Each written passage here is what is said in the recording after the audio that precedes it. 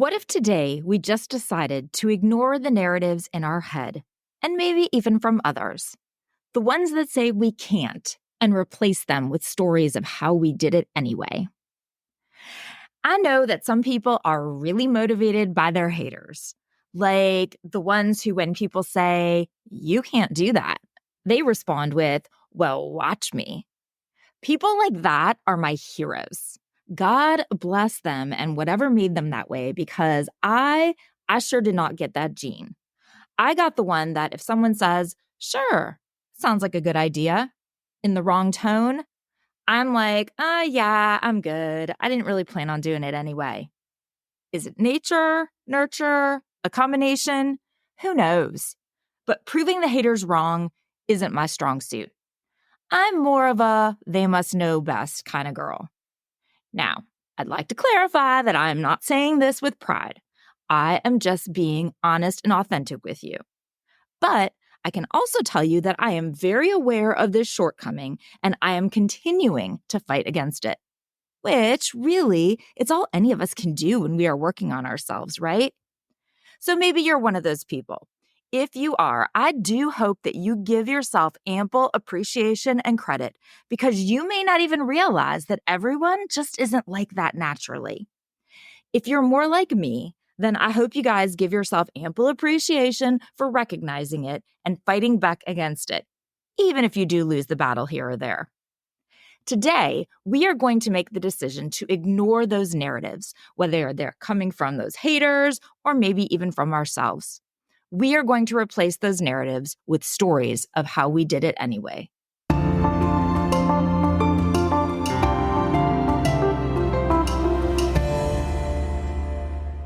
Hey guys, it's Jen. This is another episode of Reframing Me. I am your host, Dr. Jennifer Brubaker. Happy February! Only 267 days into the new year, and we have finally reached February. I know it's a total cliche at this point, but oh my God, how long did January feel? There is no way that Christmas was like just a bit more than a month ago. I could totally be convinced it's fall right now, but it's not. It is February.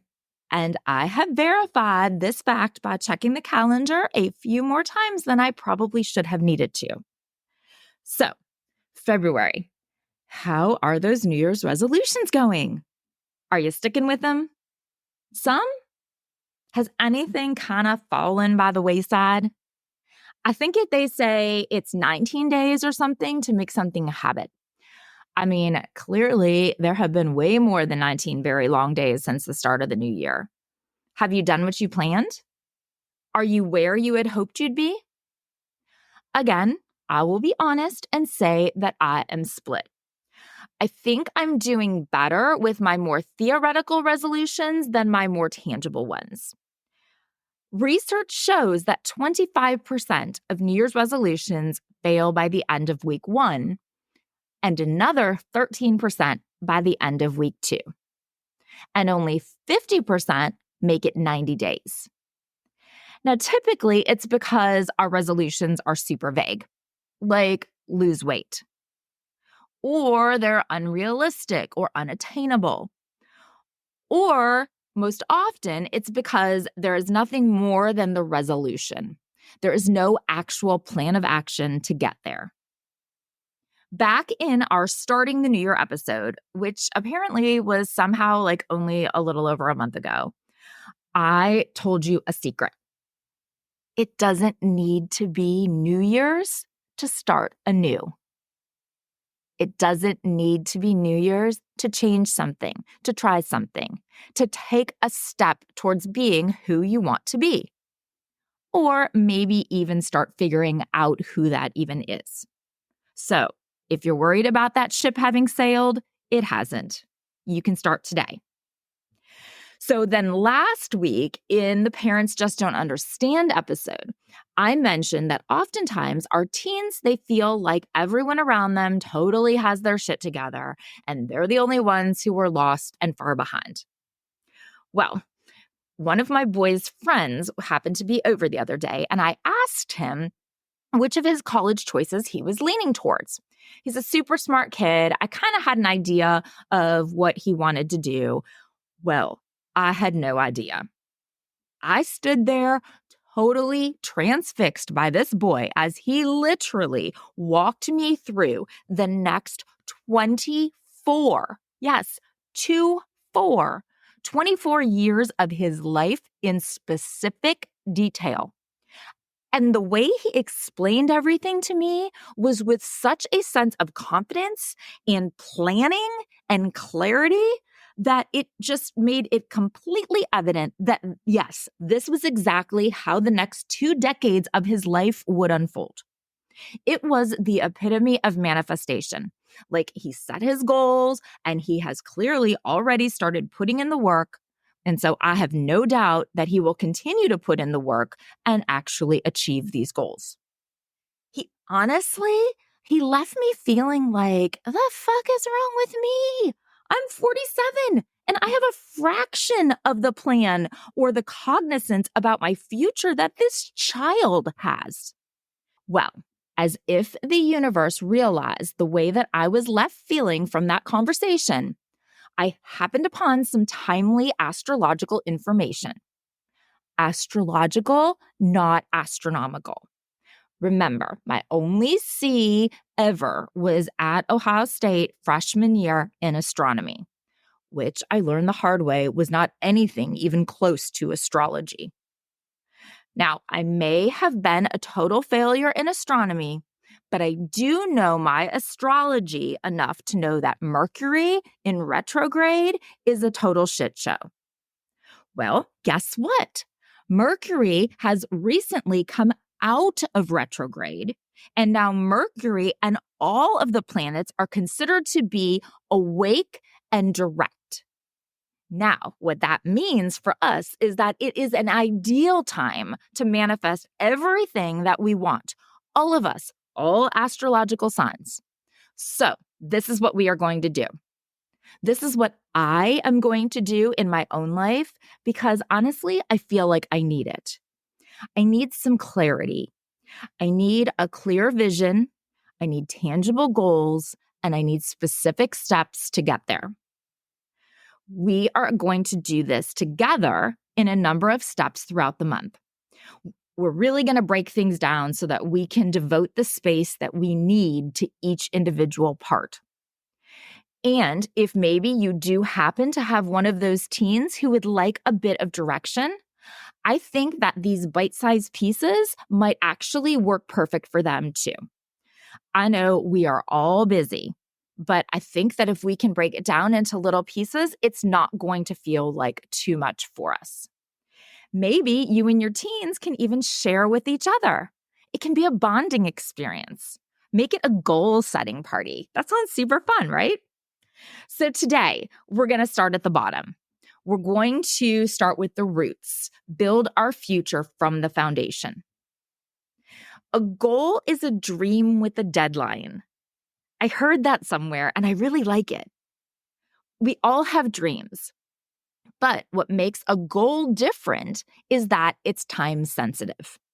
It is very clear and specific. It's focused. It's what you want to achieve. So yeah, we probably all have a dream to be rich, but a goal is for your business to net $1 million this year. And then these goals, they can and they should be able to be broken down into smaller, more short-term goals or objectives to meet that eventual overall goal. The goals that you set should be large, okay? So like the big picture. And then the objectives are the smaller goals to help you to get there, like the steps that you need to take. So you wouldn't have the goal of taking a business course. You might have the goal of being independently employed, starting a business. And one of the steps or the objectives towards that goal is to take a course in writing a business plan. Take a course in accounting. Or your goal might be to become a confident public speaker. So an objective might be to enroll in a public speaking course. And then you might try to find an opportunity to use your public speaking skills. So goal setting is important because it gives us direction. It gives us purpose in our life. By setting goals, then we can identify what it is that we want to achieve and exactly how we get there. What do we need to do to achieve our goal? Goals keep us then on track. They help us feel in control over our lives and over our futures. And setting goals helps us to see the big picture, to manifest the life that we want. But we know manifestation isn't just putting the desires of your heart out into the universe and poof, like magic, it's yours. Just in case you don't know, manifesting is a psychological concept that is based on positive psychology and the law of attraction. So manifesting says that you can create your own reality by tapping into the energy of the universe. Yes, our thoughts, they can influence the material world.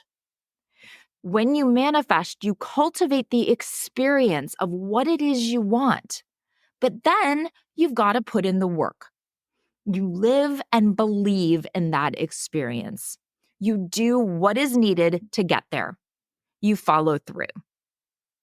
Now, you know that underneath all of my crystals and astrology, I am an academic. I am one of those unique hybrids, part woo-woo, part scholar. So I do like to have theory to back myself up, and there is loads of research out there supporting goal setting theory. This theory connects goal setting and task performance. So goal setting theory, it stems from psychology back in the 1960s. According to this theory, goals that are clear, specific, and challenging are more motivating than vague or easy goals. And when people are more motivated, they are also more successful in achieving their goals. This theory is the foundation for a very popular framework for goal setting called SMART goals. SMART is an acronym that stands for all of the things that your goals should be. They should be specific, measurable, attainable, relevant, and time-bound. There is a direct correlation between setting goals and achievement. And you might think, oh, of course I have goals, like in my head. That's probably more your hopes and your dreams. People who write down their goals are 20% more likely to achieve success. And then the goals that are written down are nearly 50% more likely to actually happen. And people who follow a set plan of action for their goals are 76% more likely to succeed. That's huge, right? So let's do it this month together. Let's use the planets working in our favor and this boring depths of winter to manifest our futures. Now, this isn't something that we're going to do in one shot. Nope, we want to be successful, so we want to be thorough. We don't want to get frustrated or overwhelmed because we often have a tendency, and I am just as guilty of this as the next one, but we often have a tendency to quit things when we get frustrated and overwhelmed. And I know my life is jam-packed full, and I am super busy, and I'm sure that yours are the same. So it doesn't take me much to get frustrated or overwhelmed. So today, we're just going to get started.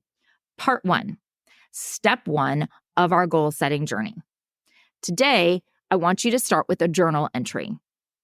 What life do I want to manifest for myself? And what if today we just decided to ignore any narratives in our head, and maybe even from others, that say we can't, and replace them with stories of how we did it anyway? That's all I want from you today. Not too hard, right? Then come back for part 2 when we'll move into a life wheel. Ooh, so exciting. I can't wait. I'm super excited. Thank you so much for listening. If you enjoy the show and think someone else might like it or benefit from it, please share it with your friends. I know that goal setting can benefit everyone. And like I mentioned, many of you have teenagers who could also use a little goal setting. Please follow the show so that you don't miss out on any new content. Follow me on socials, on TikTok and Instagram, it's Reframing Me. On Facebook, it's Reframing Me, and join the Facebook group, Reframing Me, the podcast community. Until next time, be well and communicate.